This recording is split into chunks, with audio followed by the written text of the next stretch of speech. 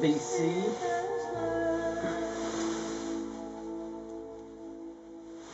Uncle Roddus back again. Second video today. It is still record store day, only just. And I've already made my record store day video and posted it up, which is out of order of the videos that I have still got to post. It's been a bit of a drought. Yeah, I've got 2 more videos sitting in the backlogs from earlier in the year which I haven't posted yet, but I posted my record store day, which regular viewers will have already seen. So March was pretty much a dry month, and the first half of April, and then I managed to get some funds together, and there was a bucket load of New Zealand releases to catch up on, and I've got half a dozen of them that have come in, plus several more in the pipeline coming, plus ones that are on pre-order,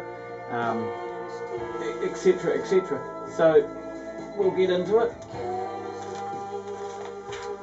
Playing in, oh actually first of all, the other thing is I've been right out of record cleaning fluid for my VPI record cleaning machine for a while. The fluid I use is this Keith Monk's Discovery 33/45. This is out of England. This is an organic, vegetable based or organic type cleaner. It's a clear liquid. There's no alcohol in it. And it's biodegradable, which I really like about it. Yeah, my supplier ran out, and I was using old stock that he had, and he was giving it to me at a pretty big discount. But I'm not sure whether he still had any, but he hadn't been able to get new stock for like 12 months or more. And I found it on a web page, and they they took my money and then said, oh, we haven't got any in stock. And then it took about 3 weeks or 4 weeks, but actually they came through. I didn't know what I was about to go and ask them for my money back, and they came through. I'm not sure if this formula is the same, still the same. I assume it is, but this seems to clean even better than what it was. Oh, I think it's a fantastic cleaner fluid. It just, I mean, and it gets the grease off. It doesn't, you know, say there's no alcohol in it, but it certainly gets rid of old fingerprints and that. And the dirtier the record, the better, actually, because it's just, yeah, I think it's an awesome cleaner. And I've just, I was cleaning a lot of those record store day releases that I made in my record store day video, and a couple were pretty grubby. I did have to get a bit rough with a couple because there was some solid bits stuck to the wax, and I had to get them off. And yeah, unfortunately there's still a bit of noise on those, but yeah, it actually helps quieten the records up pretty well. It's a great fluid. So if you're into record cleaning machines, I highly recommend Mr. Monk's, if you can find any. Anyway, I've got 2 big bottles of it, and so that should last me for a good 6 months, and then we'll see what happens after that. Playing in the background is the new album from Ebb and Sparrow. This is their second record. What do they call that? Sophomore, I think. Their first record I showed probably last year, which it was out a few years ago, and I picked it up, and I was really, really impressed with it.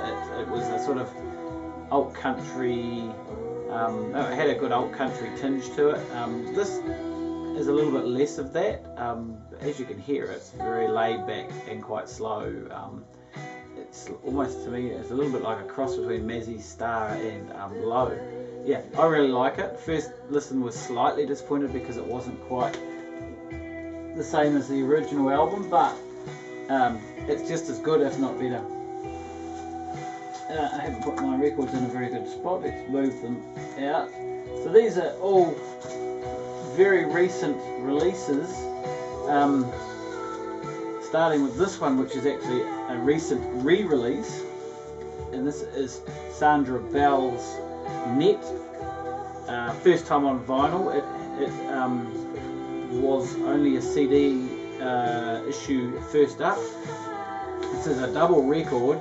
It's the original album plus a bunch of singles and EP tracks, I think, taken from around the same time. I'm not going to get the thing out. Yeah, pretty cool. I've actually only managed to get through one side of this so far, but I was really impressed. I think I liked it more than her previous album, which was also reissued, and I have a copy of.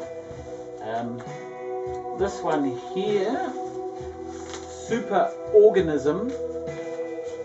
This is now I showed a band called the Eversons who put a new record out last year, which was quite cool. It was quite catchy indie pop, although a little silly in places. And this is them and more, them and their partners and some other extras living in London. Apparently this band's quite the rage around the London scene at the moment. Well, so the saying goes. Yeah, so anyway, I managed to get some copies turned up at Flying Out. This is sort of electronic pop. It is quite quirky, and it is a little bit, yeah, I think it's probably for a younger audience. I'm not sure if I'm going to get into it in a big way. It's quite cool and it's well done, but yeah, it probably would appeal to the younger people today. New out of 112 Records from up in the North Island. I've shown a few of theirs. This is Roy Irwin's second album as well, King of Pop. I've only managed to get one listen to this. These arrived on Tuesday. They've been listened to once, some of them, or well, this one once, that one once, some of the others have had a little bit more airtime. The first couple of songs I was thinking, ooh, you know, his first album was patchy. It had some really good songs and it had some okay songs, and I was hoping that he'd improve, and then I think this might be a little bit of the same. Without mentioning any songs that I could tell you which ones, but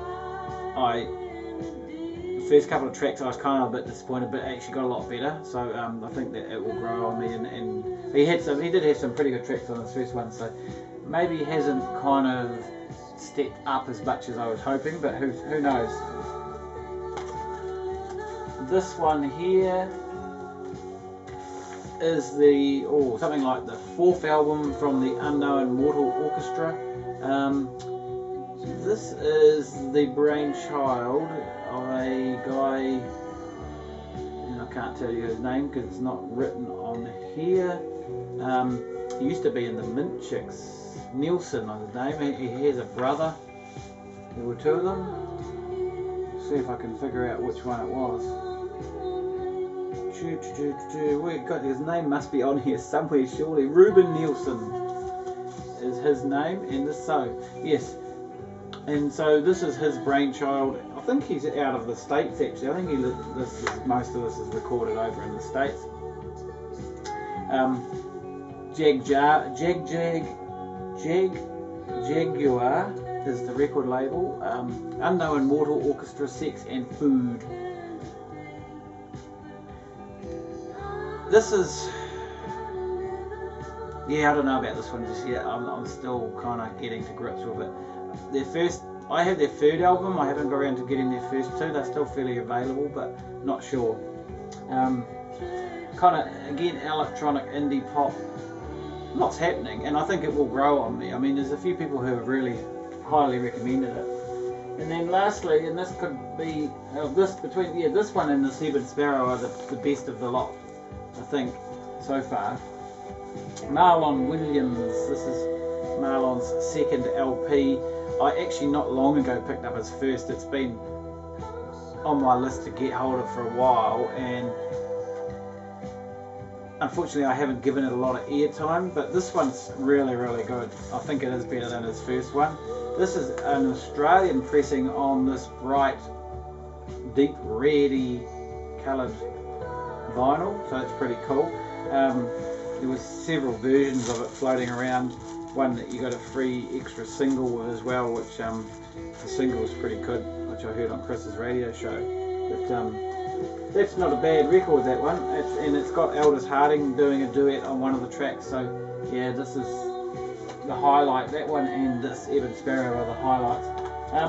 Lynn brought home a pile of records from work that someone had dumped in one of the donation bins. wasn't a lot to be excited about, but one that I've decided to keep. And I remember it, Lena Lovitch. This is her, I don't know, first LP from 1977 out on Stiff Records. Cleaned it up and it sounds reasonably good. There's a little bit of noise on it, so it's not bad for a freebie. It's got a bit of needs a bit of glue up in the, re-gluing a bit. Lucky Number was the big hit and the first song off this, which I remember fairly well from my youth. And interesting, Stiff Records. Apart from the bit of noise, actually listening to this is an absolutely stunning recording. I mean, not all the music's fantastically good. I mean, there's a lot of interesting music on it. There's some pretty good songs on it, and there's a lot happening. There's a lot of interesting stuff happening. There's a few that they might grow on me, or they might not. That are a little bit less, especially on side 2, I think.